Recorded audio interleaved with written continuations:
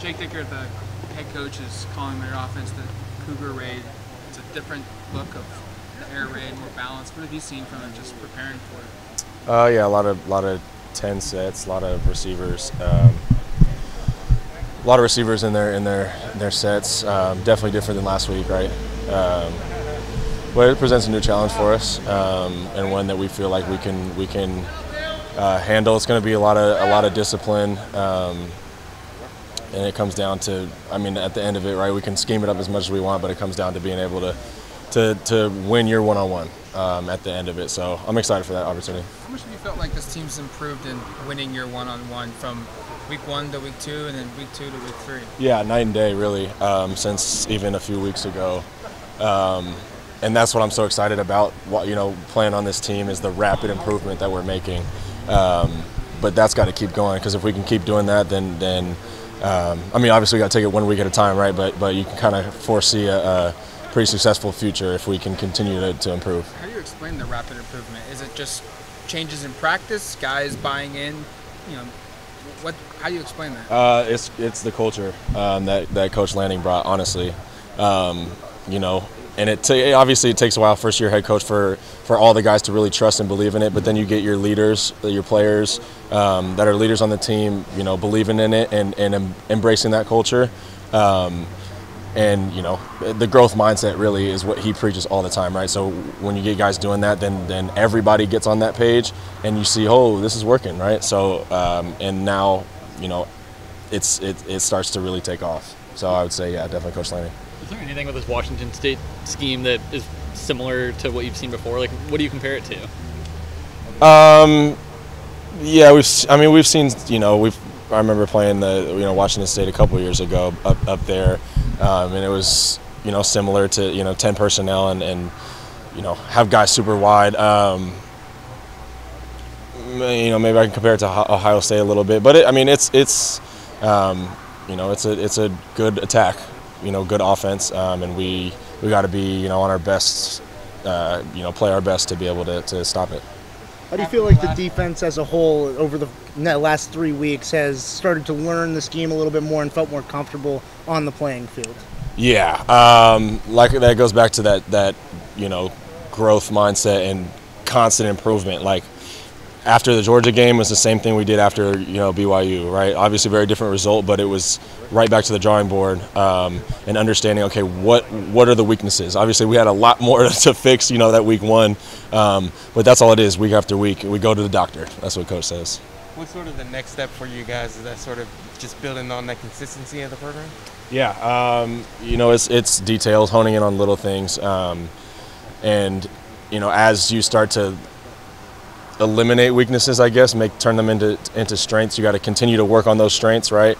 Like I'd say a great example is tackling, right? That's something that we were very weak at, week 1. Definitely have improved, but it's got to be something that if we're going to, take this, as where we want to go this season, it's something we got to continue to improve. And so it's those type of fundamentals and things that we just have to keep working on. Having like a defensive-minded coach, obviously him leading Georgia defense last season in the national title, how important is it for you guys to be sort of that strong unit for this team?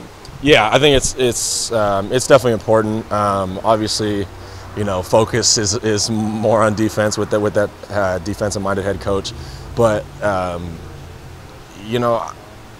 yeah, I think it's important for the defense. But I think, like, in all areas, we are learning so much more about the game, right? And just different situations and stuff. And Coach Lanning has done a really good job of that. Do you feel like it puts any pressure on you guys to sort of grow a little quicker? No, not at all. I think, as defense leaders on both defense and offense, like, we're never putting it on defense or offense to stop. That's kind of the nature of, this team has been like, okay, offense, if they're rolling, or say they make a turnover, whatever, defense steps up, like, yeah, we got you, don't worry about that, right? Just next time you're on the field, go ahead and do what you do. Same thing with defense. If we give up, a touchdown or give up whatever, we know that offense got our back and they're ready to roll. It's never pointing fingers, so I definitely am appreciative of that. Their quarterback had a ton of success at the FCS level. What have you seen from him on film that he does specifically that's going to give you guys a challenge this weekend? Yeah, he can run.